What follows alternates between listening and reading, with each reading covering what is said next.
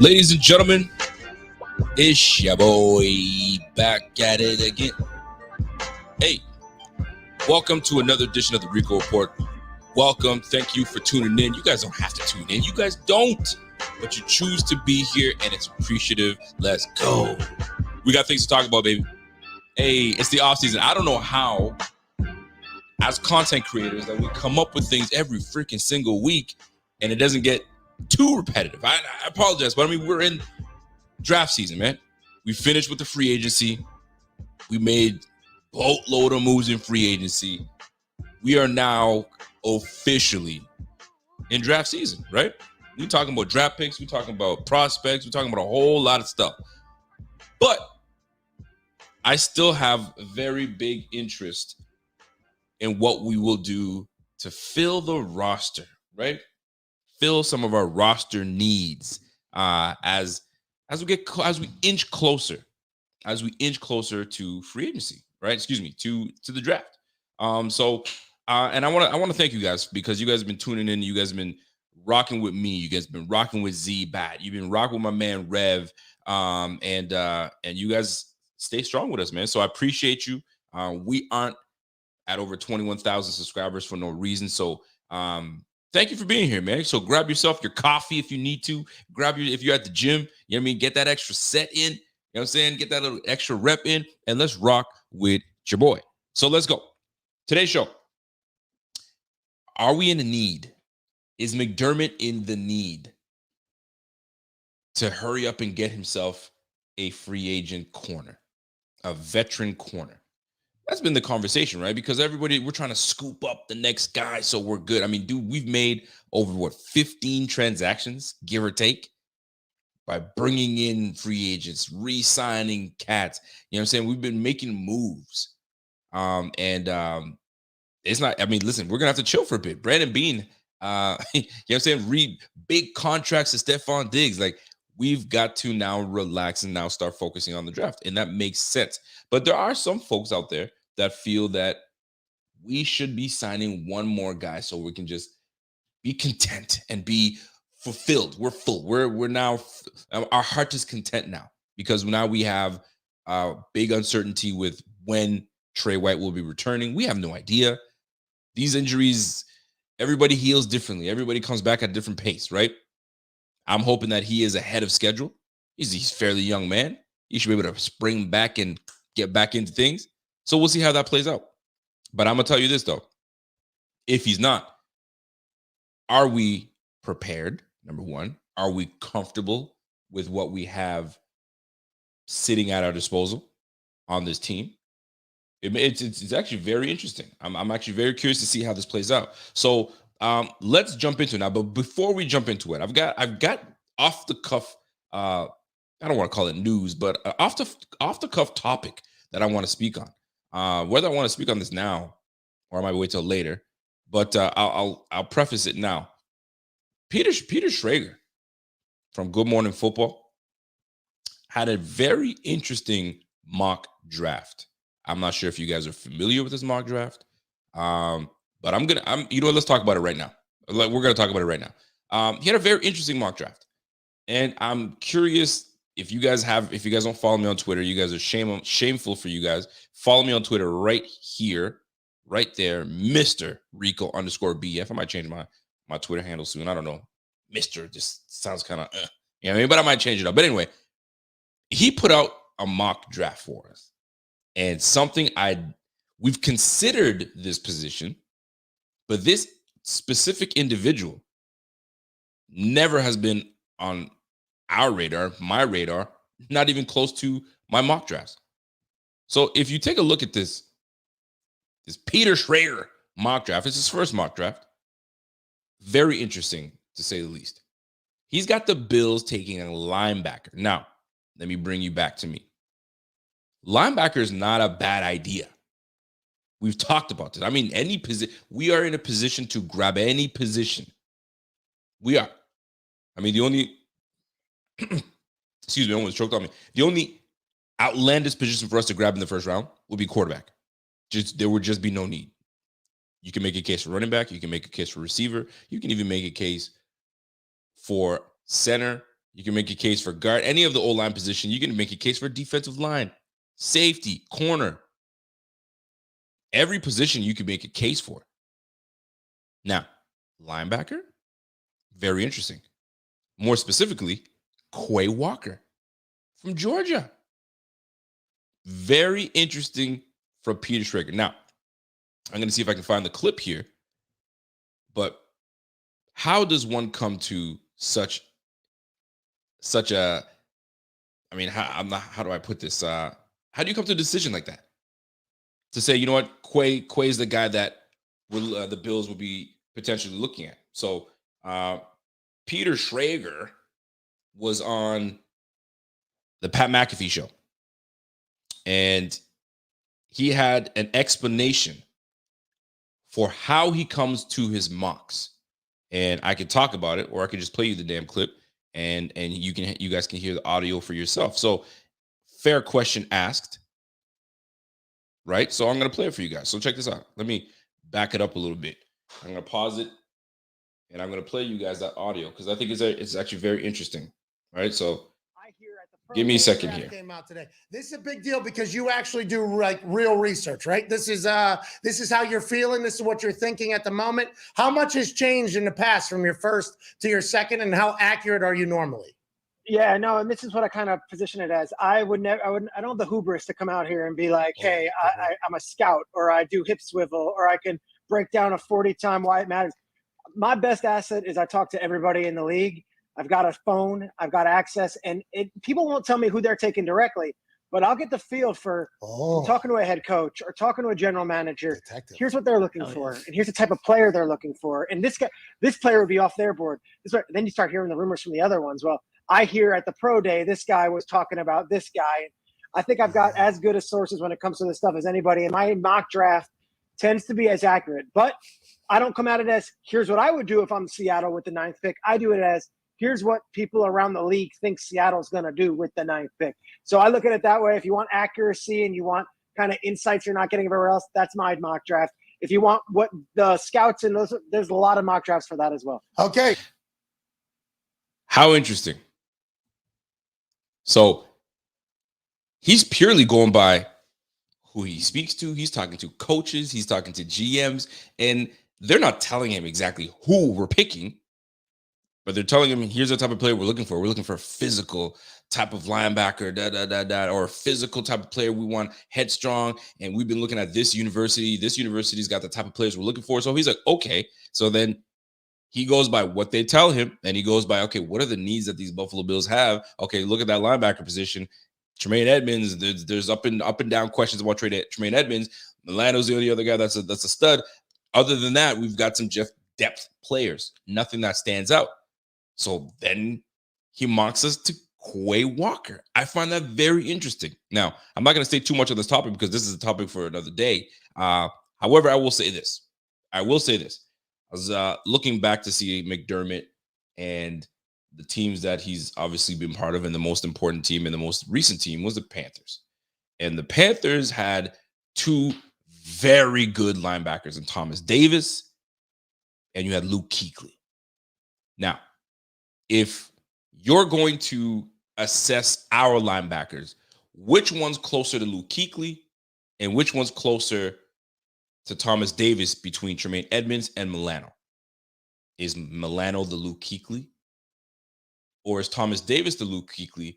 And we are looking, is Milano our Thomas Davis, and we are searching for our Luke Kuechly? Maybe they don't find Tremaine Edmonds that guy. They'll give him another year to prove that he is. Does he turn on the switch and be the Luke Kuechly that they've been possibly looking for? Or do they continue to search? But then, is Quay Walker that dude? Or is linebacker, are we looking at Nakobe Dean? Right? So very interesting to see these mock drafts, man. These mock drafts, they're all over the place. And the killer part is he says he's pretty accurate on his mock drafts. So I'd have to go back and see his mock drafts and see how accurate he is. Could the Bills be picking linebacker with the 25th pick? And which of those two linebackers reminds you or comes close to Luke Kuechly and Thomas Davis. And when I look at Quay Walker, and I was looking at some film on Quay Walker, I was like, he's physical, very physical, but 25? Nah, I'm not rocking with that. I remember asking you guys a question last week. What move would the Bills do that would piss you off and kind of ruin the draft for you? Linebacker was definitely not one of them for me. But if we pick Quay Walker, I'd be like, fam, what are we doing? But what the heck do I know and what the heck do we know? Because I was one of many that didn't know who the hell Tre White was. Who the heck is Tre White? And guess what? Tre White is one of our best defensive players on the team. Go figure. So I'm off that topic. I wanted to jump in there real quick. And I'm out. Hopscotch, man. I'm in. And I'm out. You know what I'm saying? Let me get a couple skips and I'm out of here. Now let's get back to your regular scheduled program when it comes to cornerback. Now here's the deal. We've got some free agent cornerbacks out there. Very good ones. They can cost a pretty penny. Right now, the Bills have about, what are we looking at? Like 8.2 mil, I believe. Yes, that's my man. Bobby came up with it. The cap did is an 8.2. I know we just signed Bobby Hart. So that cap went down just a little bit. So we're probably in the 7 mil, seven and change. But we got some money. Now we do have to draft our draft picks and we got to pay our draft picks. But we have a little something in the bank. Some people like to call it the banana tree. Bean's going to have to go and make some banana pudding, do something if he wants to. They're saying sign another player. Now, there are 3 free agents that are out there. I've spoken about this that I think this team could benefit from. Free agent number 1. I'm talking about Joe Hayden. I'm not sure if you guys are familiar with Joe Hayden. Joe Hayden is a solid player. He came out for the Browns, was a solid player for the Browns, and made his way over, play for Pittsburgh. He's been freaking solid. 29 career interceptions. He's got 10 of them with Pittsburgh. He's got 155 pass breakups career-wise, and he's got 55 of them with Pittsburgh. And he's not afraid to tackle, ladies and gentlemen. He's got 198 solo tackles with Pittsburgh alone. Joe Hayden would be a nice addition, veteran addition, to hold us over. And not only hold us over, he would have to compete with Dane Jackson or whoever we potentially draft at corner. Joe Hayden would probably be a 1-year, maybe 2-year deal. But that wouldn't be a bad selection for this Bills team. Joe Hayden to the Bills looks really good to me, and I wouldn't mind it. I actually really like it. And I'm sure he wouldn't cost a pretty penny. So Joe Hayden, that's one of them. It's not a bad spot for the Bills to pick up a free agent corner. Wouldn't cost you wouldn't cost you a red penny. A big coins. It wouldn't. It'd be perfect. Just right. I got a comment coming in from my man Truth to Hearts. What up, Truth? I haven't heard from you in a minute, man. What's up, fam? Rico, if Bills was going to replace Edmonds, we would already have a contingency plan. For all we know, Edmonds has a deal begetting on himself. Just saying. Or they're waiting. They're firmly waiting to see what pans out. But I can't see them moving him this season. I think they're going to keep him and get everything they can out of him before they make a final decision. And we'll see. I mean, we could always franchise tag him afterwards as well. So we'll see. We shall see. Now, Joe Hayden would be a nice addition to the Bills. I like that. Moving on from Joe Hayden. We've got other moves that we can make at that free agent position, right? Stephon Gilmore. We've been talking about Stephon Gilmore. Would Stephon Gilmore's return to Buffalo be beneficial? I mean, you remember him in that uniform. Wasn't it nice? We liked Stephon Gilmore until he kind of punked us off a little bit. But it's business. It is strictly business. That's how he rolls. That's how he feels, right? But what we can't deny is how good of a corner he is. 13 interceptions the last a couple stints that he had with the Panthers and Patriots. He's got 54 pass breakups with the Panthers and the Patriots combined. And he's willing to tackle. He's physical. 126 solo tackles. He will get in there. And he had a short stint with the Panthers. I actually kind of like that number 9 on him. But I would not mind if we brought him back. But for someone like him, it's going to cost. Now, if we are in the business of winning, and then we are in the business of trying to put together a championship caliber team, you think we go right for the gusto and bring him on. That defense would be nasty. You got Tre White on one side once he returns.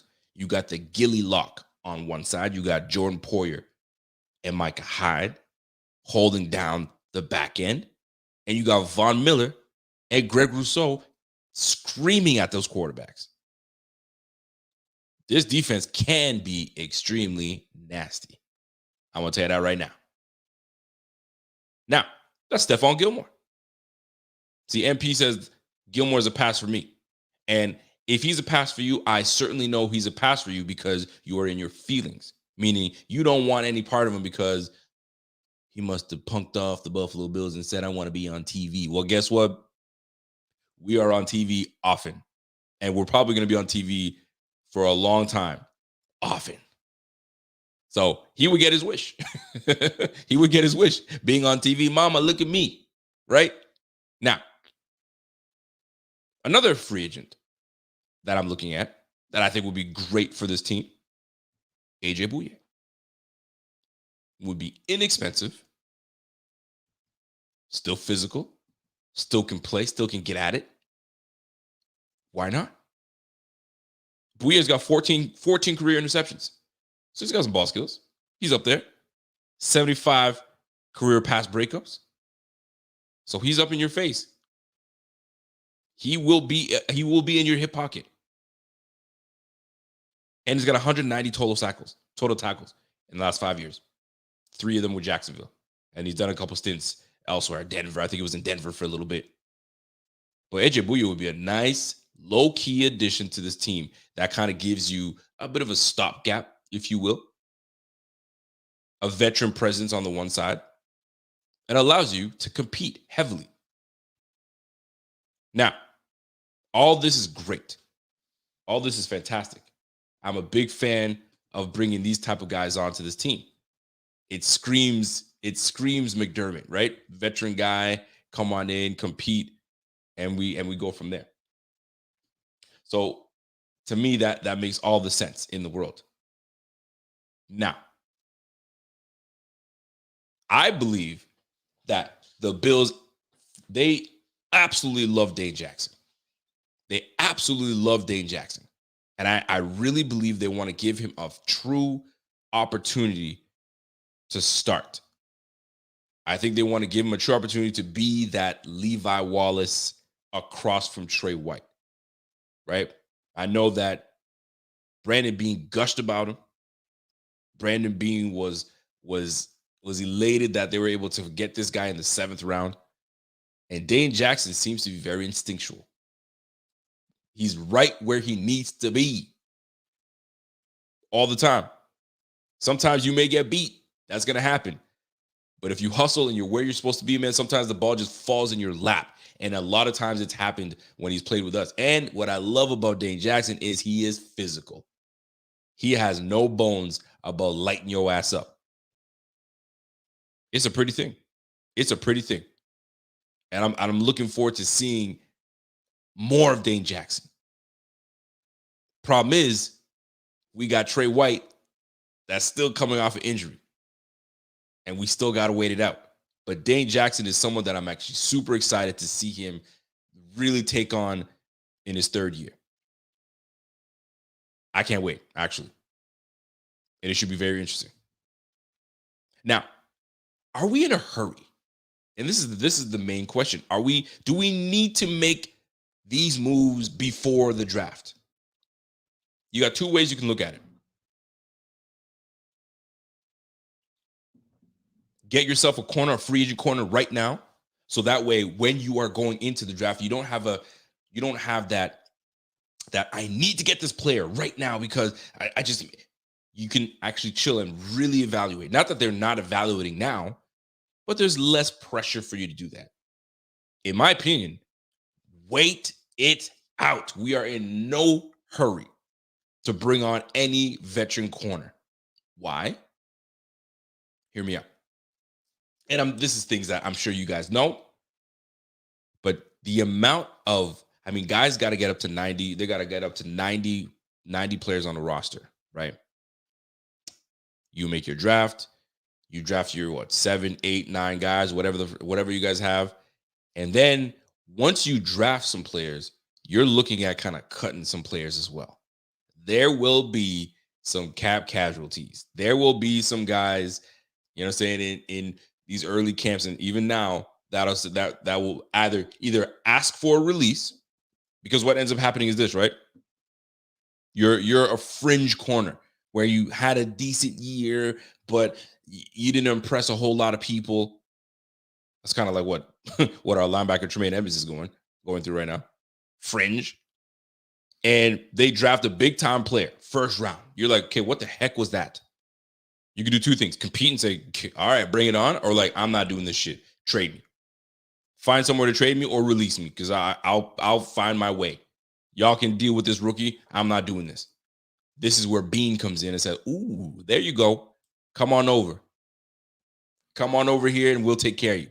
I can see that happen. So we could chill, people. We don't necessarily have to be rushing in to get yourself a free agent cat to come in just to fill the role, especially because we have some guys that we want to see what they're about on this squad. Like, we draft these players to see what they do, what they can do for us. Dane Jackson being one of them. Maybe they want to see more of Cam Lewis. What can Cam Lewis do to bring to this team that maybe he can hold us down? Dane Jackson and Cam Lewis. Am I confident in that? I'm not so much. But you never know. But the draft will tell us a lot. The draft will tell us all. Maybe its rookie has to compete with Cam Lewis. Maybe we are very comfortable where we're at. Maybe we don't even bring a free agent. We just go with what we have on our roster, and then we draft a couple corners. Very interesting to see how Brandon Beane's going to play this out. But I really don't think we're in any shape or form to rush into trying to get ourselves a corner. We can chill. We can definitely chill. Jason came in with a comment here. He says, "Hey, can we do a comparison to all the free agent corners out there?" I can try to get a list going on soon. My man Rev says, "Yo, last year before Bean picked up Allen and Edmonds' fifth-year options, he said it didn't make sense to pick them up and not extend them. But he has to see how it'll fit in their system." Well, we'll soon find out. A lot of this is a lot of lip service. Now, one thing that I can respect, and I think we can all respect about Brandon Bean, is he doesn't mince his words too much. He says what he says. If he says, we're going to work something out, we're going to work something out. He's one of those. It's a rare trait, rare characteristic to have when you're a man of your word when you say something. And he seems like he's a man of his word. When he says something, he's going to do it. Now, he did kind of pull the wool over our eyes when he was like, Sammy Watkins is going to be part of the squad. A few days later, Sammy Watkins is gone. You feel me? So, take it with a grain of salt. Take it with a grain of salt. That is for a fact. My man Silas Whittle with a super chat. I appreciate you, Silas. You know what it is. Silas comes in and says, "Yo, you got to sign Gilmore to a 2-year deal with a team option for year 3. Problem solved. Draft a guy with some speed and give the Rook and Dane some consistent snaps." Well, if you sign Gilmore, and you sign him, he ain't signing for no cheap deal. Dane Jackson ain't going to see the field because it's going to be Gilmore. It's going to be Tre White. And if we draft the rookie ain't going to see the field either. So it's a tough. If you draft a big name like Gilmore, it's Gilmore and White, and Dane Jackson's just got to wait his turn. And then by that time, it's going to be Dane Jackson's time to get up for a contract. And does he come back to be a backup for a little longer? Or is he ready to take over after Gilmore leaves after 2 years? He's only getting older, so it's very interesting to see that play out. But that's not a bad way to look at things, Silas. Not a bad way to look at things at all. So looking at this whole situation with what we need to do and what this team brings to the table, I'm sitting here looking at this Bills team and their roster. Fair. We have things that we can definitely improve on, for sure. But like we've been all talking about, we don't have glaring needs. Now, things change tremendously with this whole Poyer thing looming, because it is looming. If anybody tells you that it's not, it is. What's going to happen with that? And I'm sure we're going to wait until the draft comes to its complete end. And who we pick will determine what goes on with Jordan Poyer. You pick a safety in the first round. Boy, oh boy. You know we're gonna be talking about that. But I think they love Poyer enough that they want to bring this thing back and run it back and win. I'm gonna tell you that right now. But when you look at the corners we have on this squad, think about it. We got Tre White, Teron Johnson, nickel, Cam Lewis, Dane Jackson, Nick McLeod, Tim Harris, Elijah Griffin. So I know we want our young guys to, have an opportunity, and they're going to have to compete. Nick McLeod, I'd like to see a little bit more of Nick McLeod, see what he's got. You know what I'm saying? Elijah Griffin, some people were making some big things about Mr. Griffin. So we'll see. A veteran would be nice, but we are in no rush to get a veteran. We can chill. We can sit and chill. And I think the Bills are doing just that right now. We got a comment coming from Mr. Judy. What up, Judy? Sartaj. He goes, what's the point of restructuring Bates for space this year and then sitting on it? I feel like they told a free agent like Gilmore they may have a bag for them after the draft for pushing money. Well, I don't know if we saved enough money even from Bates anyway. And that Bates restructure was most likely to try to save some money for drafting our draft picks, because we didn't save that much. It was like, what, 1.5? That 1.5 ain't gonna do it for Gilmore. You need a bit of more of a bag for Gilmore.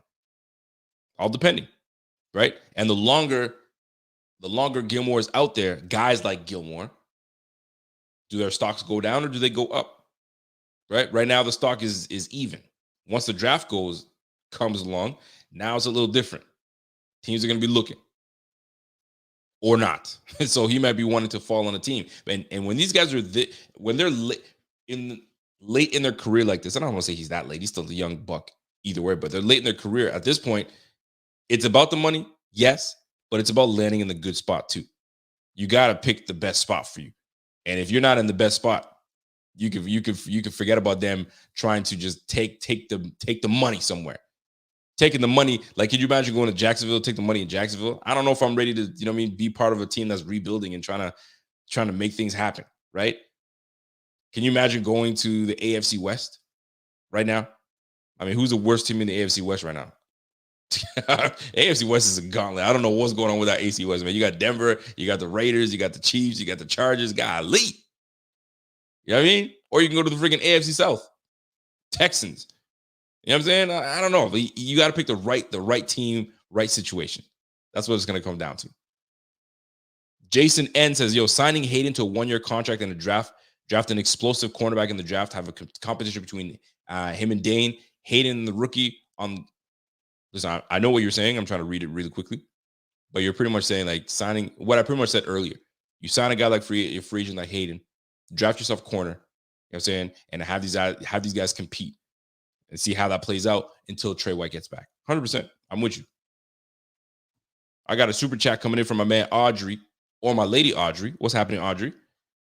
Bills need to draft later in the rounds. Vitaly Gurman, O-line from Toledo, number 98, number 78. I'm gonna look that up. Vitaly, Russian. Vitaly. I'm gonna definitely look that up. It'll be interesting to see, and I appreciate that super chat, by the way. Thank you so much for that. And just like that, we're gonna move on for another topic. All right, folks. The ref comes in with a super chat, says, hey, Rico, not many headlines on this, but I read an article on WBUF.com. All right. Bean made a comment about a potential trade with the Giants. They have picks 5 and 7. Listen, if you guys think, and I'm sure you guys, we're a smart bunch of people, Buffalo Fanatics. You guys been following us for a while. You guys know how we think at Buffalo Fanatics. And you guys are smart folks, man. You guys been watching the Rico Report. You guys are smart folks, right? And if you think for 1 second that Brandon Bean and Joe Shane haven't been in constant communication or haven't been chatting or had a deal in place, and when I say deal in place, I mean a contingency plan. Hey, listen, if you don't see anything you like in the first, 10 picks, or you want something from me on my end, let's make something happen. 5-7, maybe we can trade up. I don't who knows, right? A player and this, you just never know. Maybe it's a 3-team deal. In order for this to happen, we need this team. So maybe it's a mega deal where things shake up and all of a sudden the Bills are picking in the top 15. And you're like, how the heck did that happen? Now, picking in the top 15, it'll be interesting because, there are some quality players in the top 15. It's possible. It is very possible. So Joe Shane and Brandon Bean for sure have had conversations. Joe Shane and Brian Dable have gone over there and are creating the same type of culture they're creating over here in Buffalo. And I'm sure they told everybody, hey, we're always going to be looking. Don't get comfortable, pretty much. And don't forget, I just came from Buffalo, man. I got some ties. So y'all don't get comfortable. You guys can stay in the same state, but you guys might be going to New York.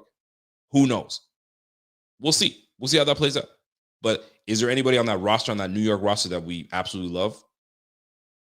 Who knows? But those picks, though, that could be something that we can play in, right? Maybe they want something of ours later on. Who knows? But yeah, don't sleep on that relationship between Joe Shane and Brandon Bean, McDermott and Brian Dable. Don't sleep on that. We'll see how that plays out. But very, very good comment. Very good question. We'll see how that plays out, the ref. My man, ref. We'll see how that plays out. David Serrano says, yo, what's up, Rico? Gilmore's wife hates Buffalo. Likes hyenas, hates like hyenas hate lions. She will not let him come to Buffalo. Well, I mean, the wifey has a say. Don't get me wrong. Wifey always has a say. And she don't have to live in Buffalo. You know what I mean? If he's there to get the championship, he's trying to get, a little bit of a bag, and it's in Buffalo, then he's gonna be like, babe, sometimes it's cool to just kind of chill out and let me try to work this out. You can stay in South Carolina if you need to, or North Carolina, wherever the hell he's from. You know what I'm saying? But who wants to be away from their man? So who knows? He may not even come to Buffalo. I personally doubt he would come to Buffalo. I think he would rather be elsewhere. And he will his skill set, they'll find a place for him. He'll find somewhere to go. There's no question about it. He'll find somewhere to go. Now, there was a comment on Twitter before I get to my next topic here. There was a comment on Twitter not too long ago. I was talking about the running back position, and there was a sweet edit that was made by Eli. E-Swaps is his name, but Eli, I can't remember his last name. But anyways, have a look on the Buffalo Fanatics IG or Twitter. Sweet edit of Breece Hall in a Bills uniform. And I was actually very shocked to hear that folks would rather keep Devin Singletary at running back and forego drafting the likes of a Breece Hall, if you will. I was shocked. I was absolutely shocked. I couldn't believe my ears. They would rather have Devin Singletary come back in his last year and lead us in the backfield. Which then leads me to my next topic. Why? Because it's interesting. Because I was thinking to myself, going into this draft, you've got to be able to identify your weak links. You've got to be able to identify your weak links on your squad. And the good thing about this team is there aren't many weak links on our squad. This is a very strong roster that we are housing right now. Very strong roster. And I can't see many glaring holes. Now, this is where you guys come in the chat, whether you guys are in the live chat, whether you guys are watching and listening off of YouTube, or you're listening through podcast form. Hear me out when I talk about this. Where's our weak link? Who is our weak link on the offense? What individual or what department where you're like, that's what's holding us back in order for us to get over the hump? Can you identify who that is? Because I was looking at this roster and I was like, where is it the linebacker position? Is it Tremaine Edmonds? Is it the depth? The weak link? Is it depth? Is it running back? Is running back our weak link? Is it safety? Can't be safety. Maybe it's the cornerback position. What and who is our weak link, and how do we address it in this draft?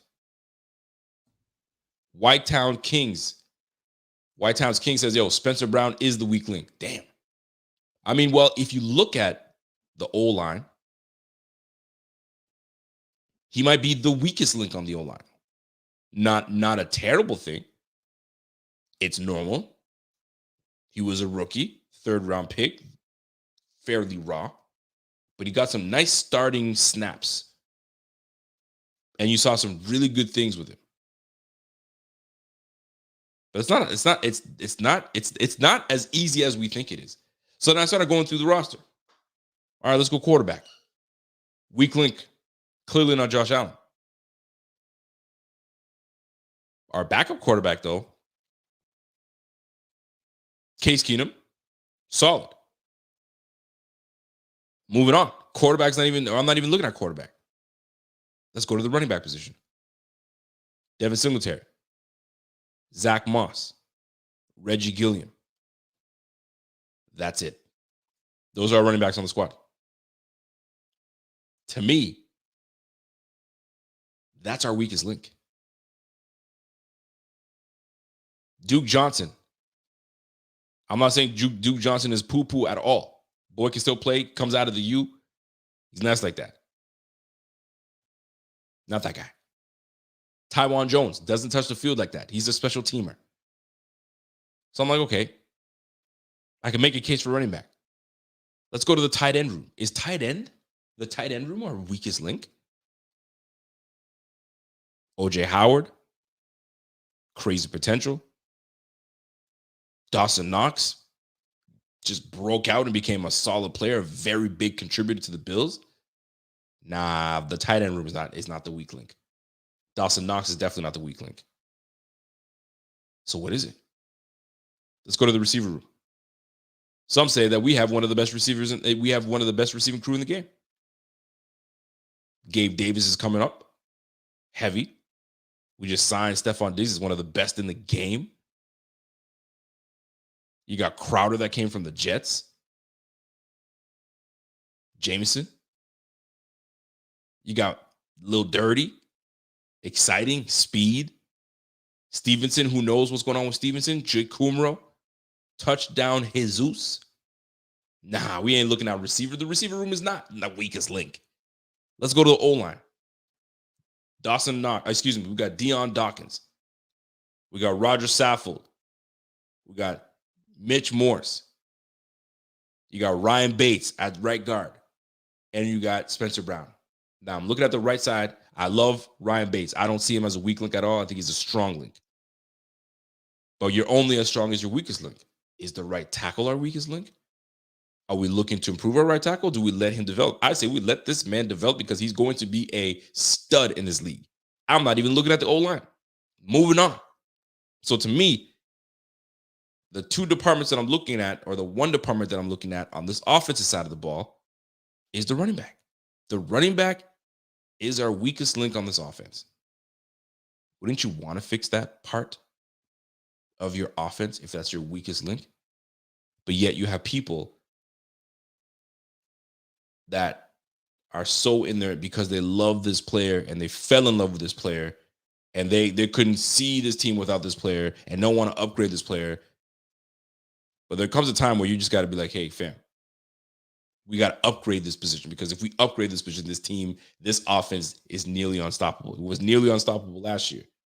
But then you have people saying, well, he would have been 1,000-yard runner.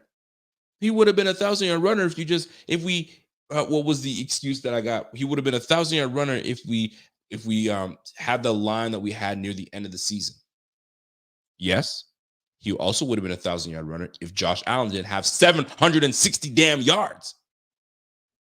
Why did we have to run Josh Allen for 760 yards? Can you answer that for me?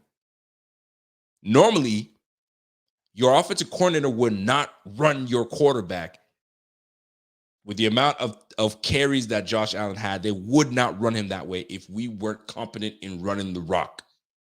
We weren't competent in running the rock. So we had to design things for Josh Allen. I mean, obviously, Josh Allen got away with scrambling here and there. That plays a big part of it. But if we don't run him as much as we do, we can depend on our running back to get us what we need. Then we're talking about a different ballgame, but we're not. We ran the heck out of Josh Allen. We can't keep doing that. You can't keep running this guy. You're gonna keep running Josh Allen when he's well into his 30s? Fam, no. You need your running back. Now, where you draft this running back, everyone's got their debate as to where. But on the offense side of the ball, RB is our weak link.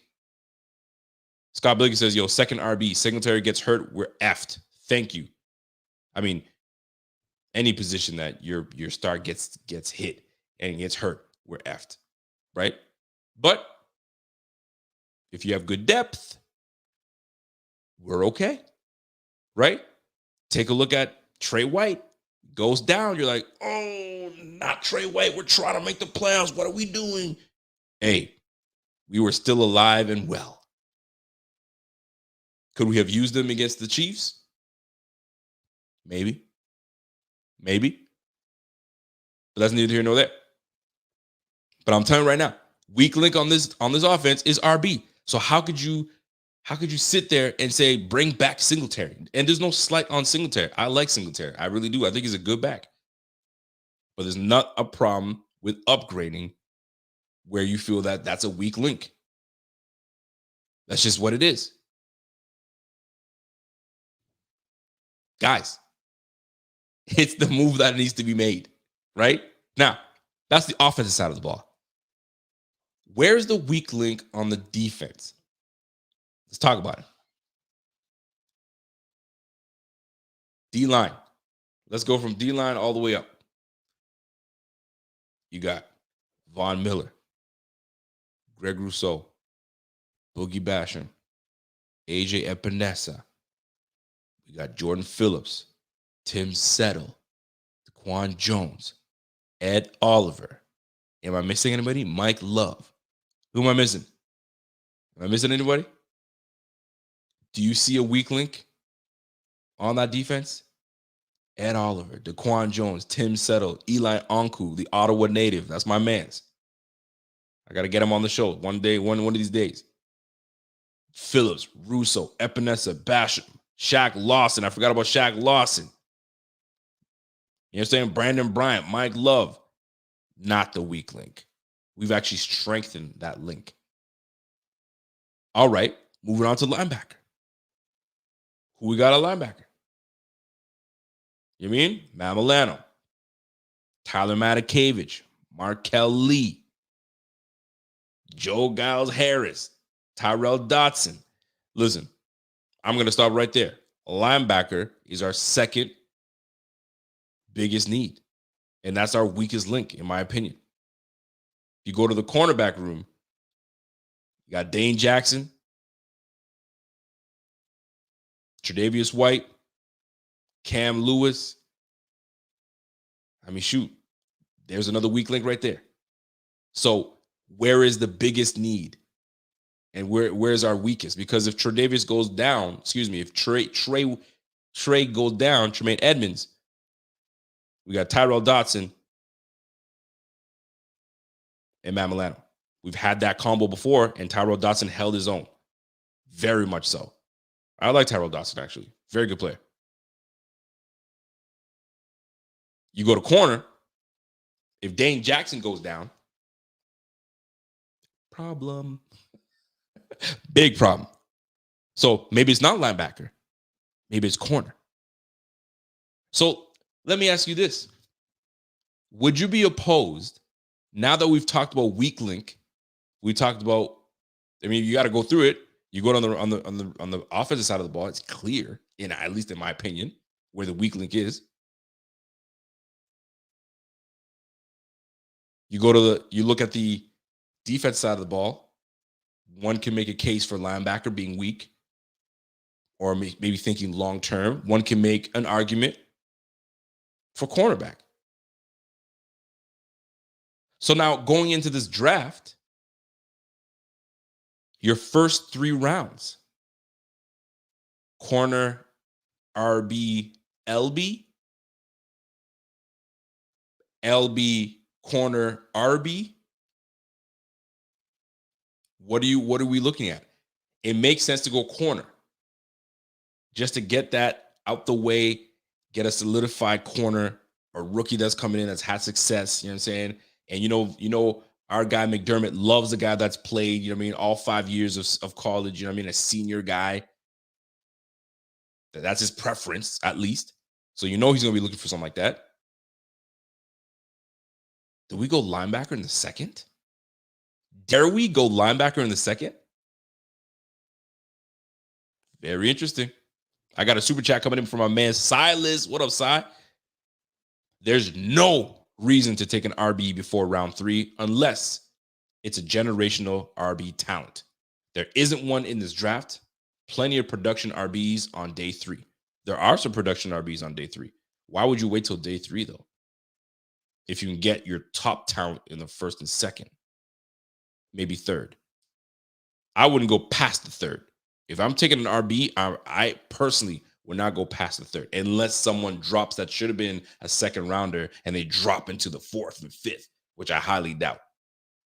But if we're trying to upgrade the RB position, you drafted Singletary in the 3rd, you're going to wait till we've seen, listen, Zach Moss, 3rd, Devin Singletary, 3rd. Do you want to go back and do this 3rd, 4th, 5th? We're going to be right back into it. Wouldn't you want to grab someone? And this doesn't even have to be the linebacker, the running back position. Wouldn't you want to grab, especially, and I'll use the running back position because we're talking about it. Wouldn't you want to grab the best running back in the game or in this draft, get the best out of them for the first 5 years, and then say, see you later, I'll get something else? Especially because we don't have glaring needs. And our weakest link is on the offensive side of the ball. So, Silas, my good man, and obviously cornerback is clear that cornerback we definitely need to draft. What are you doing in the second round? So let's just say cornerback is the first round. What are you doing in the second round? I'm curious. And what are you guys doing in the second round? Let's just say the unanimous pick is corner. Corner is the first pick we make. I think everybody is going to be all over it. So what do you do in the second? Stephen Bryant, 25th pick. You got to go with Booth from Clemson. I'm with you. I F with Booth for sure. Johnny Blaze says you got to go receiver in the first round. Damn, okay. Receiver in the first round, guard in the second, corner in the third. I'm going to tell you something right now. If you wait till the second round to grab a corner, all the top prospect corners are gone. It's slim picking if you wait till the third, for sure. Slim picking. Slim picking for these top type corners.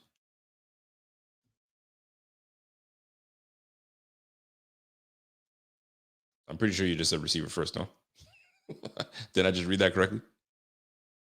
Johnny Blaze? Receiver, OG, cornerback, RB in the first. Oh, I see what you're saying. In the first. Whoever's rated highest. Got you. Dayton R said, yo, Fred Jackson was undrafted. Would rather trade those high picks for a proven NFL talent. Very rare will you find a free agent, a kind of undrafted stud. If you find one, shit, great. Receiver Christian Watson, second or even first round. People are still on receiver in the first round. That's interesting. But I put this on you guys. And if you want to call in, you guys have every right to call in, man. Jump in. Game Tuts. You know the number. And then for those that are wondering how you call in, you got to be a member. You got to be a Bing Squad member. And for those that are Bing Squad members, you guys know the number. Hasn't changed. Same thing.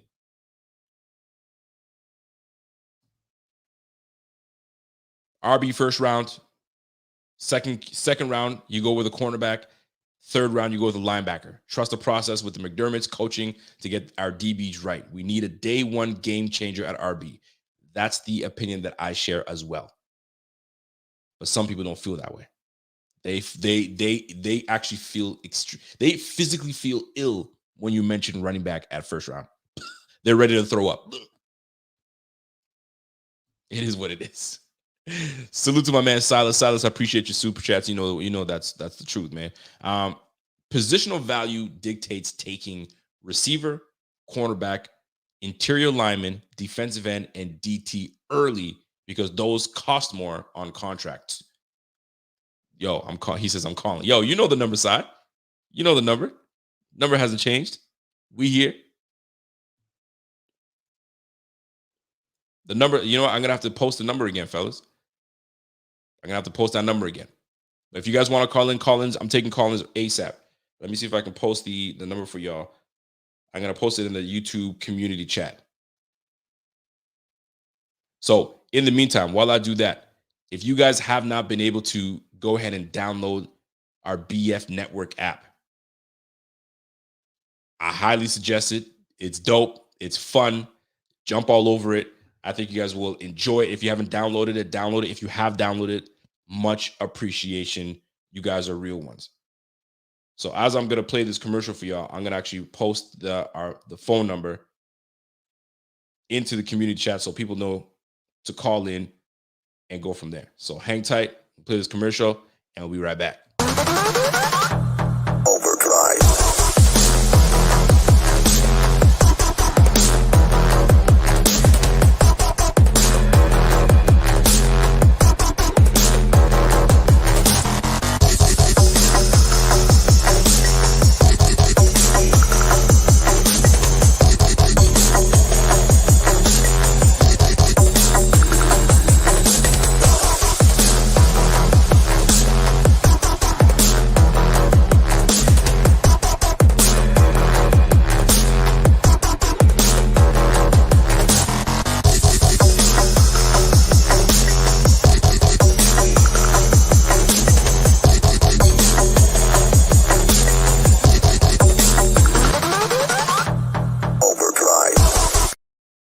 So number has been posted to all channel members.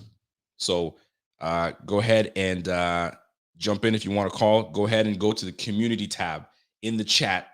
You'll see the number posted. And if you want to call in and you have a hot take and you want to talk about something, you guys know what to do. Come on in and get going. Let's go. Shout out to my man Ryan Teal. What's up, Ryan Teal? I haven't heard from you in a long time, man. What's happening, man? What do you think about Spen B's teammate at guard? Spen B's teammate at guard. Who is that? You're gonna have to refresh my memory. So Spencer Brown. Oh, you're talking about Penning. Dude, if we could get Penning, fam. But he's gone early. I would have no bones about drafting Penning. That boy is nasty. He is nasty. Now, do we have a great need for him? If you take Penning, that means Ryan Bates sits. And we love Ryan Bates. But I got to be out of my feelings. I have to be out of my feelings. And if we're going to go with that type of player, have him sit. And then Roger Saffold next year has to, if he stays, if he doesn't, not a big deal. But I'm gonna tell you right now, man, it wouldn't be a bad look. It would not be a bad look if we could trade up. But he's gonna be gone early. Now, if he's not, and if he's around, if we have him high on the board, then it's a different ball game. And by the way, shout out to my man Game Touch TV. He is a member, but I know he just upgraded. So I appreciate you, my G. I appreciate you a lot, man. Welcome to the Bing Squad. Bing, biggity, bing. Let's go. So if you guys want to call in, you are available to call in right now, taking calls. And I'm going to get my first call right now. This is the Rico Report. I got somebody on the line. Who am I speaking to? Silas Whittle was good, Rico. Silas Whittle. What's up, Si? Talk to me, man. What's on your mind? Hey, man, listen. I love a good running back. I prefer somebody with some speed, but drafting a running back before day 3, in my opinion, is a waste because you got a guy on a rookie contract. If you draft a running back in the first round, he's one of the top 10 running backs as far as pay wise, and immediately before he takes a snap. So, and running back, the shelf life of a running back is only like what, 7 years, 6 years, right? Something like that. Like guys in the chat talking about Saquon Barkley. Saquon Barkley went number 2 overall. He's had 5 major injuries: ACL, MCL. He had 2 injuries in college that sidelined of the game. Like, you invest in all of those resources, like at that positional value in the draft, you can get a wide receiver. You just paid Stephon Diggs, what, $26 million? If you can get a guy that can come in and actually play in the slot and transition outside over the next couple of years, give Diggs the option to move it inside and outside as the offense sees fit. On a rookie deal, like that makes a lot of to me. That just makes more sense. Roger Saffold signed for 1 year. Outside of Ryan Bates, we don't have anybody at guard that we're comfortable with starting for a 17-game season. Daquan Jones is only signed for 2 years. Phillips is signed for 1 year. Oh gosh, what's the other? Oh, Crowder. Crowder's only signed for 1 year. Right. McKenzie signed for 2 years. Yeah. So I mean, these are holes that we got to fill. I don't trust Stevenson. I don't trust Hodgins. Hodgins hasn't even seen the field. Right. That's what I'm saying. Like I'm with that. Take a running back, but you can get James Cook around. You can get Dalvin Cook's little brother. I think his name is James. Yep. You can get him in round 3. Yep. You can get maybe Waller or Spiller slips, and you trade up in round 3 and get him. Or you get one of these guys like Rashad White in round 4. You get a guy in the later round like Ty Chandler, who's coming out of a pro-style, heavy passing offense, a lot of shotgun, a lot of RPO, playing down there in North Carolina with Howell. I mean, those are the guys that we should be looking at because, number one, they're cheap. Ty Chandler's got a little speed to him. He's got a little bit of wiggle. He runs angry. He's got some power, and he's productive. And in this offense, you need a guy who's going to be productive with a small amount of activity because we throw the ball so much. We don't want to run Josh Allen like crazy, but Josh Allen can get the ball out of his hands a little bit quicker. He can hand it off a little bit more. We could utilize McKenzie a little bit more in the RPOs or gadget play game. Even we draft a guy like Christian Watson and Alex Pierce. You guys are running 4-3-6, 4-3-5, 4-3-4s. Use them guys on end arounds. Use them guys on RPO pitches or whatever. Like, there's ways to get around not using Josh Allen as a 6'5" bowling ball, but drafting a running back in the first 2 rounds, to me, financially just doesn't make sense. All right. And so I want you to stay on there because you made some fantastic points. Now, one thing I will definitely agree with you. There are some really damn good backs in this draft. There's no question about it, right? Ty Chandler is one of them I like a lot. Rashad White, I love Rashad White. He'll probably be 3rd, might be gone in 3rd. You never know.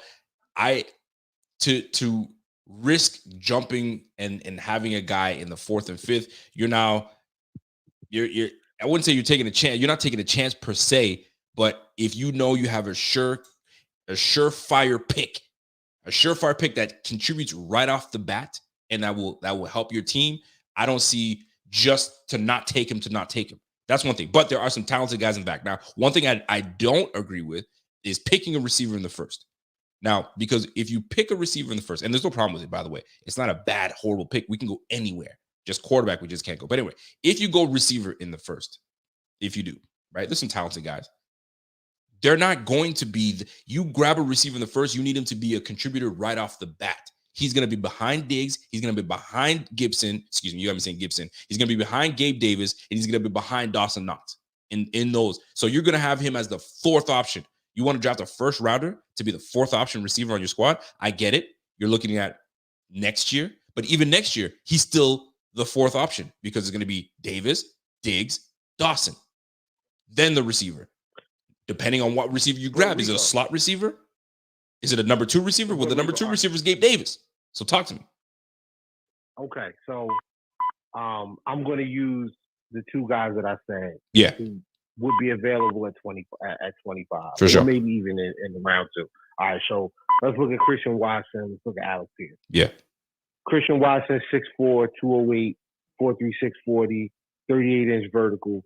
Alex Pierce, the guy's got huge hands. Yep. Played slot, played on the outside, does all the gadget stuff, and he runs back, kicks and punts. Versatility. I like that. Reason to take a guy like that. All right. Alex Pierce, 6'3", about 205, 200. Yep. 4'3", 640. 41. I think his vert was like 41 inches or something explosive like that. Decent hands, yeah, decent hands. One thing that if after the Chiefs game, after the Chiefs game, we had the interviews with McDermott and Bean. They all said the same thing. We need to get faster on both sides of the ball. We don't have a speed guy. We got McKenzie. He's 5'8". If we can get a guy who can stretch the field vertically and you have to commit a safety because these guys are 6'3", 6'5", 6'2", whatever, and they can win those 50-50 balls because they're great athletes. They can stretch the field. You open things up for your tight. You open things up for Knox. You guaranteed to get one-on-one coverage with either Davis or Diggs, and they can't stick a safety in the box on it because they got to commit one up top. That's what I'm saying. Like these type of things make our whatever running back we take, it makes them better. It gives Josh Allen a cleaner pocket. It gives our whatever running back we have, whether it's Motor or we take a rookie or Zach Moss. I mean, at this point, if we can pull an extra safety, a linebacker out of the box, Zach Moss has no reason to run it into the back of his lineman anymore. Yeah, and we're trying to get out of that. So.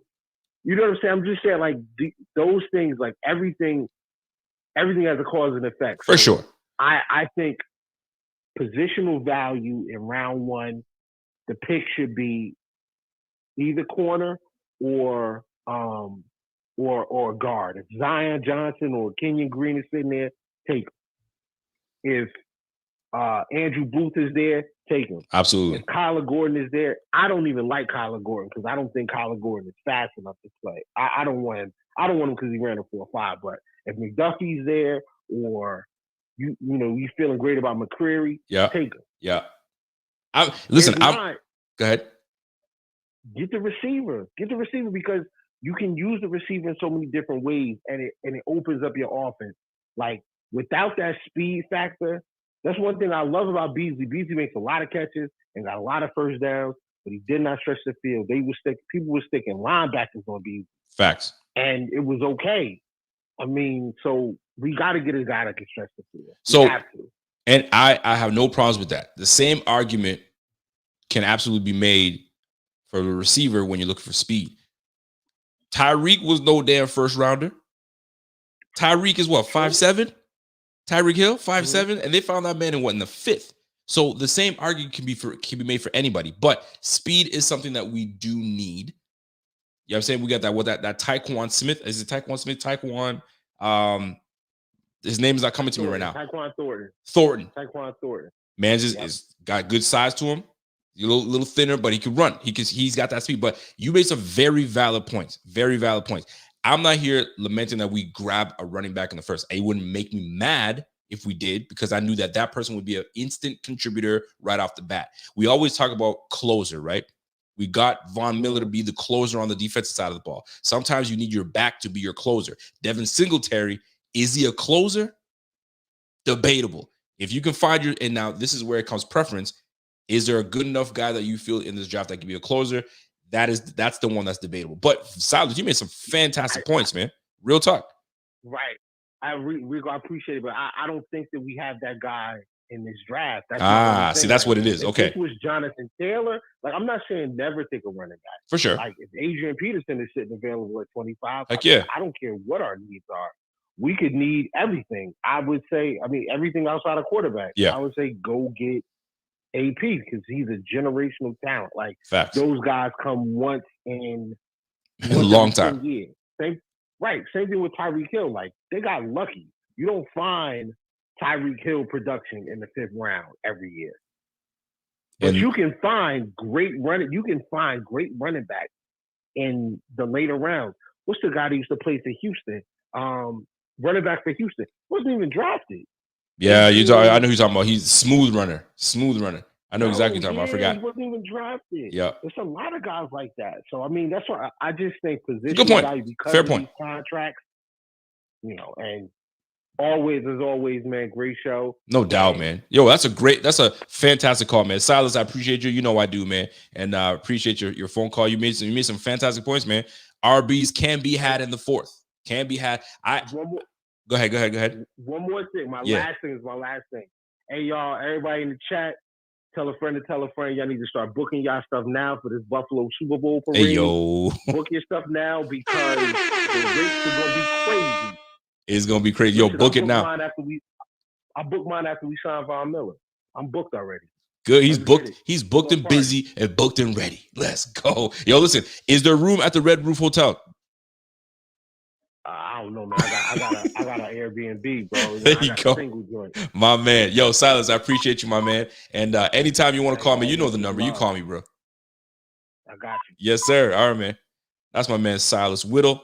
Silas been a long time listener, man. That's my guy right now. So if you guys want to call in, I got time. I got another 10 minutes to roll and take some phone calls.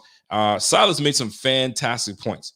Fantastic points, man. Listen, at the end of the day, the draft is a crapshoot. We can talk about all the things we want and think the team needs, and then they'll go ahead and grab the tight end in the 1st. And we'll all make a case for that makes sense if we grab a tight end, or they'll grab a guard, and Silas made a good point, man. Roger Saffold's here for another year, right? And at that point, behind Ryan Bates, we got nobody. We're at Cody Ford.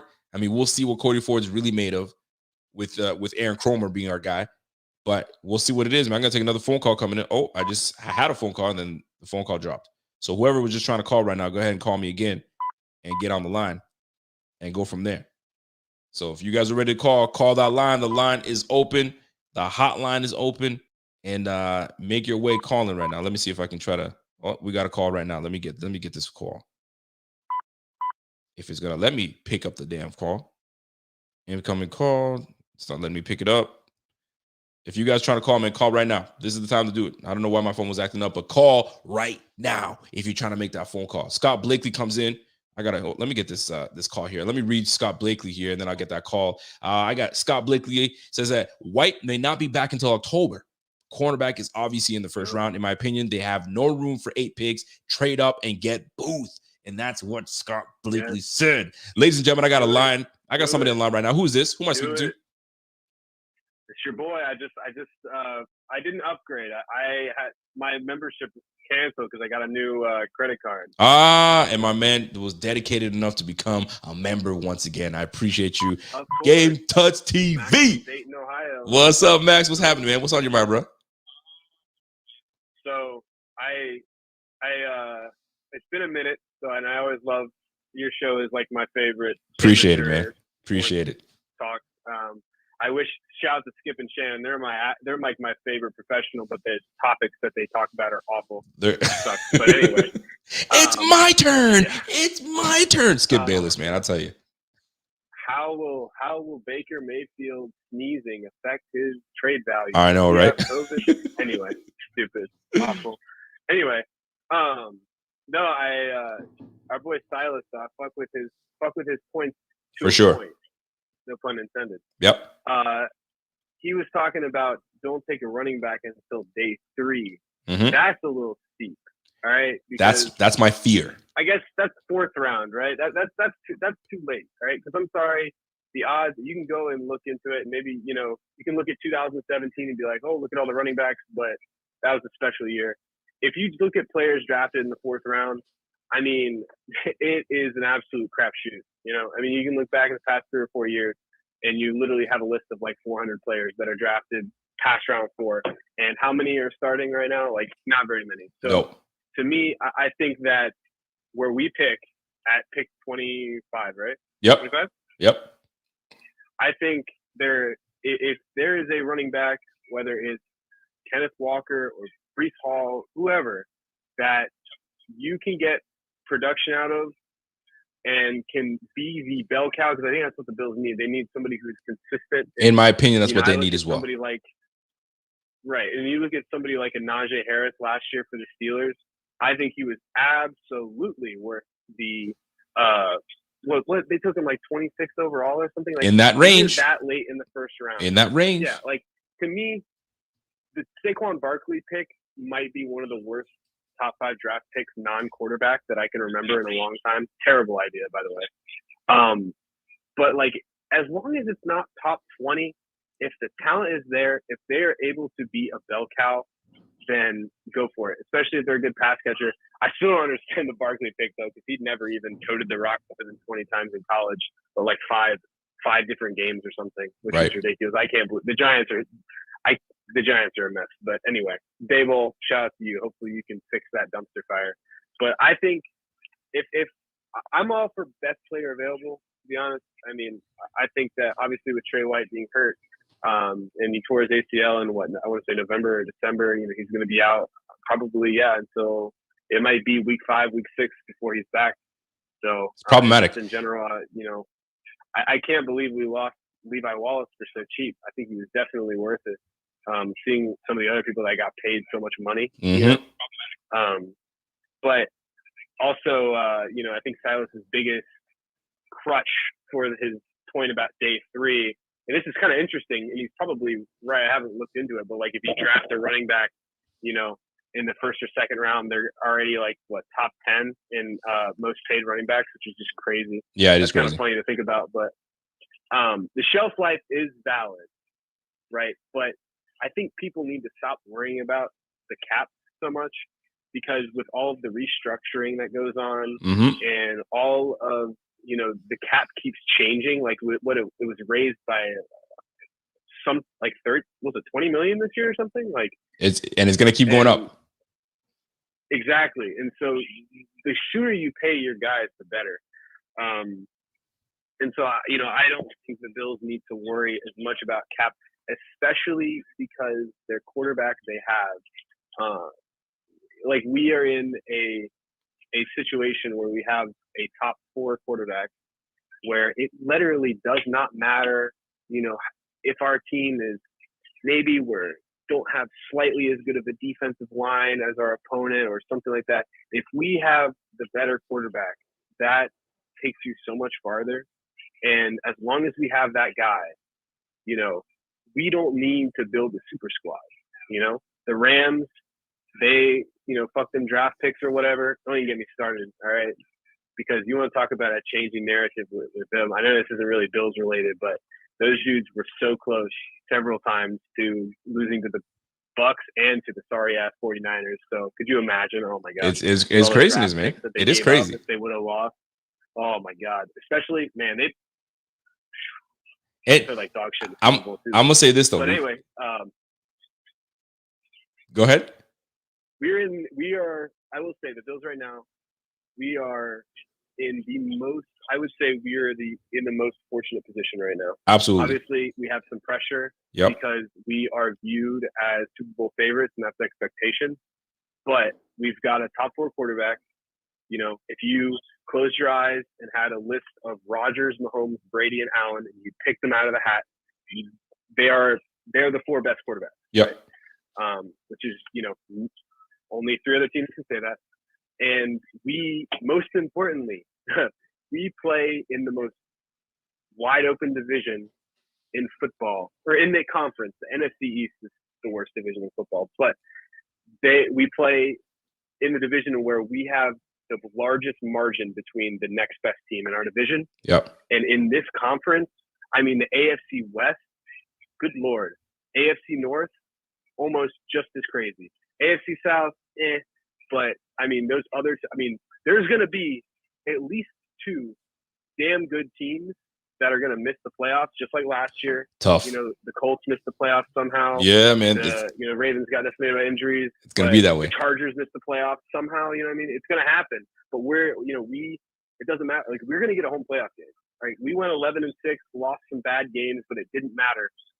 We got to the playoffs, and I think that's something that I feel like, you know, we're stressing about the offseason, and it's the offseason, it's the Bills page, you know, we're talking about, and that's all, you know, that's what we do. But still, I think the urgency of, like, you know, don't draft. They got to draft best player available. Listen. I'm gonna cut it. They're gonna draft best player available. Like somebody said this earlier. I said this before. We don't know shit when it comes to the draft. I don't care if you're Mel Kiper or you're freaking Pierre Gabart or you're freaking Rico Bellany or you're freaking Joe Marino or you're freaking who knows. We don't know shit. This is all like my mock is just as good as your mock, right? Because it's gonna be fucking wrong. It's gonna be wrong because these teams have their board set up and they're going to pick who the hell they feel is best for their team. We can think that the RB is best for their team and then go ahead and grab a damn receiver that we had no idea, like Traylon Burks. They're going to go and grab Traylon Burks. We're like, what? You grab Traylon Burks? Really? And then we're always going to make a case. They might go and draft freaking Kenneth Walker in the first round. And we'll be like, damn, you drafted Kenneth Walker in the first round? We'll make a case for it. So we can talk about all this mock draft and we should do this and we should do that. It's fun and it's more so for us, the fan. But man, we are gonna be wrong as shit, and I'll tell you that right now. Dayton, I gotta let you, Max. I gotta let you be because I gotta get going soon. But I do have to read one thing before I let you go. But hey, listen, do you have any last words before I let you be? Let's see. Best player available. You guys better do another stream, you and Kevin. I'll never forget when we drafted Cody Ford and you guys were streaming. That was funny because you guys both thought it was such a great pick. I have that etched in my memory because it was during quarantine and everything, right? Yeah. Oh, Cody Ford, great pick, second round. Yeah, exactly. We were like, oh, this guy's a first-round talent, blah, blah, blah, blah. Yeah. He plays every position. There you go. Yeah.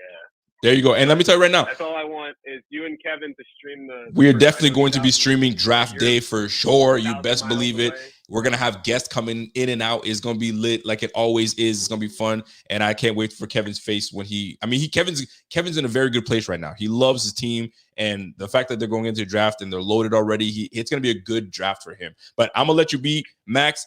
I got one thing I got to read to the rest of the crowd before I get out of here, but I appreciate you. You know I always do. Thank you for re-upping with the BF being squad. Salute to you, my G.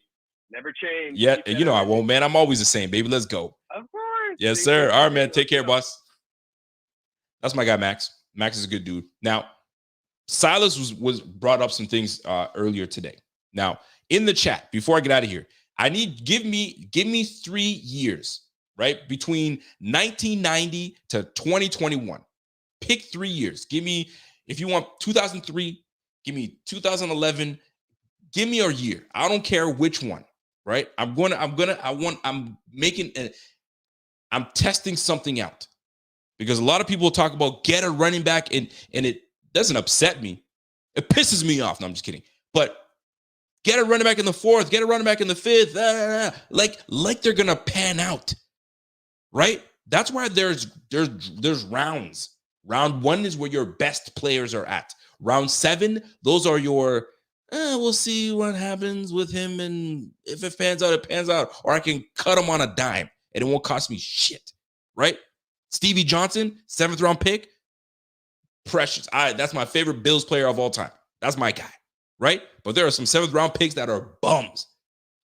Right? And rightfully so off the squad. So Give me a year. Give me 3.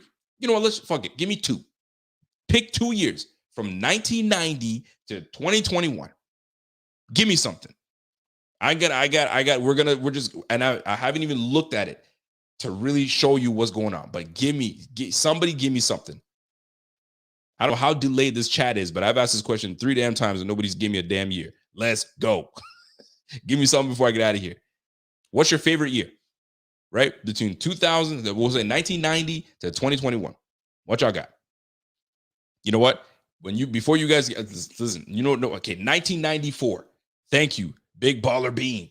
So let's go all the way to 1994. Now, a lot of y'all you guys probably weren't even born. You know what I'm saying? But we'll go 1994. All right? Into 1994 draft. You want to know who your first round draft pick? Marshall Faulk was drafted in the first round, 2nd pick.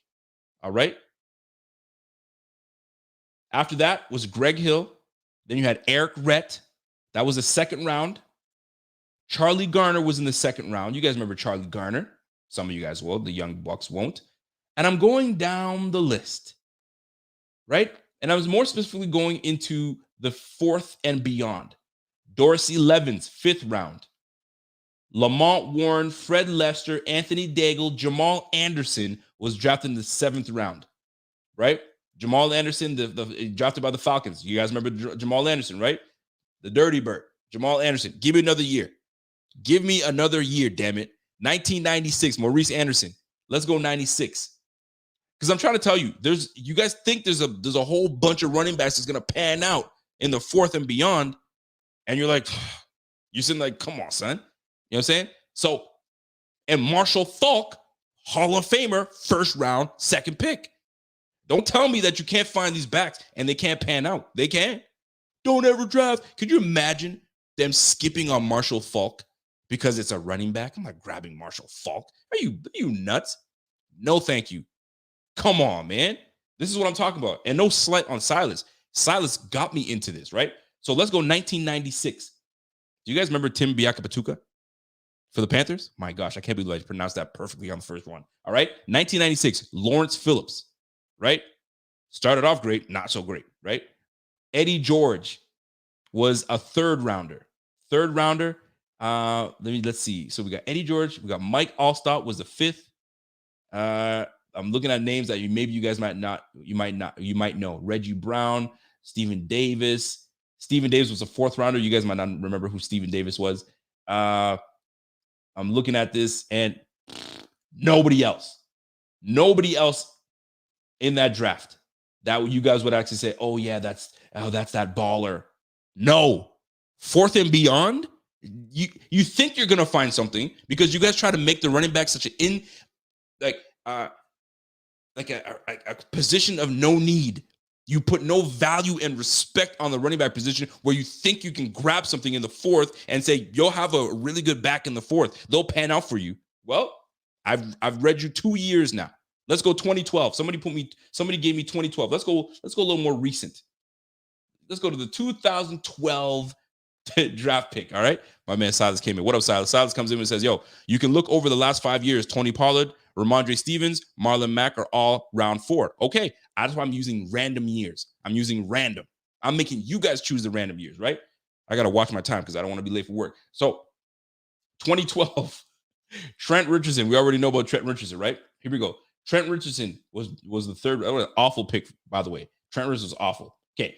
So you got Doug Martin, David Wilson. Those are all 1st rounders. Okay. But I'm more trying to focus on 4th and beyond. Here we go. You got Lamar Miller in the 4th, Robert Turbin in the 4th, Rhett Wilson. I'm trying to think of people that you guys might know. Alfred Morris was a 6th round pick. And let me see. And that's it. Alfred Morris. All right. That was in the 6th round pick. We can get running backs later on in the okay. I'm giving you guys the names, right? Let's give me another year. 2001. Dayton R says, yo, let's go back to 01. You know what I'm saying? Let's go back to 2001. Who was in that 2001 draft? Here we go. LaDainian Tomlinson, 5th round pick. Could you imagine skipping on LaDainian Tomlinson? All right. Deuce McAllister, 2nd round pick. He was a 2nd rounder, 1st pick in the 2nd round, right? Hold on. He was a first-round pick. LaDainian was a first-round pick. Deuce McAllister was a first-round pick. Michael Bennett was a first-round pick. Let's see. Here we go. Anthony Thomas, second-round pick. Travis Henry, second-round pick. Right? Those are good backs, but that's not what I'm talking about. I'm talking about fourth and beyond. So let's go fourth and beyond. Rudy Johnson, Correll Buckhalter, Jameel Cook, Darian Brown, nothing. So let's stop the bullshit, acting like we can find these backs in the fourth and fifth and sixth. They don't come around like that, man. They don't. You got to grab your guys in the first three. Your first three are where they're at. They're where they're at. Give me another year, baby. Let's go. I'm on fire. Let's go. Find me another freaking year, man. Let's do 2017. Somebody said let's go up to 2017. What was going on in the 2017 draft? Let's go. We had Leonard Fournette. He was the fourth round pick. Sorry, first round, fourth pick. All right. Let me scroll up here. Here we go. We had Christian McCaffrey. He was the eighth pick. Dalvin Cook, ninth pick. Those three guys are still contributors to this day and can start in this league. No question about it. Joe Mixon, that boy was a second round pick, but we're not talking about the first three. We're talking about fourth and beyond, right? Let's go to fourth and beyond. All right, Samaje Perine, Tariq Cohen, Joe Williams, Donnell Pumphrey, Jamal Williams, Wayne Gallman, Marlon Mack. I like Marlon Mack. Marlon Mack was drafted in the fourth round. Brian Hill, Jerry McNichols, TJ Logan, Aaron Jones. Aaron Jones was drafted in the fifth. Nice pick. I'll give you that one right there. Elijah McGuire, Alex Arma, D'Angelo Henderson, Sam Rogers, and then the rest goes on to nothing. All right? Nothing. Nothing good. So we got one. We have one. We went through 4 years. 4 years of backs in the fourth and beyond. We found maybe two. Jamal Anderson was one of them in the seventh. And we had freaking Aaron Jones. Guys, I'm just saying, people, I'm telling you, just because it's the running back, stop devaluing the freaking running back position. You can find it in the fourth and the fifth and the sixth. Well, go through the freaking drafts of all these years and look fourth and beyond and tell me how many gems you found in that bitch. But first three, you got some backs. You got some backs. So I guess what I'm trying to say is you better not wait till the fourth and fifth and sixth and try to draft a running back, Mr. Bean. You know where it's at. It's the first three. Now, you drafted Devin Singletary in the third, and you drafted Zach Moss in the third. Right now, people are not really on Zach Moss's team right now because they just feel like we don't know what's going on with Zach Moss, right? So maybe third time's a charm. Third time's a charm where you nail a running back in the first three. And if it has to be the third round, so be it. But you better find your back. If you try to wait till fourth and beyond, fam, the numbers aren't great. I'm going to just choose a random year. Let's go to 2005. I don't even know who the hell you got drafted in 2005. Here we go. First round, second pick, Ronnie Brown. First round, fourth pick, Cedric Benson. First round, fifth pick, Cadillac Williams, right? Those are the first round guys. Let's go beyond the fourth, right? Beyond the third. Maurice Clarett. What would have been with Maurice Clarett if you didn't have that whole nonsense happening?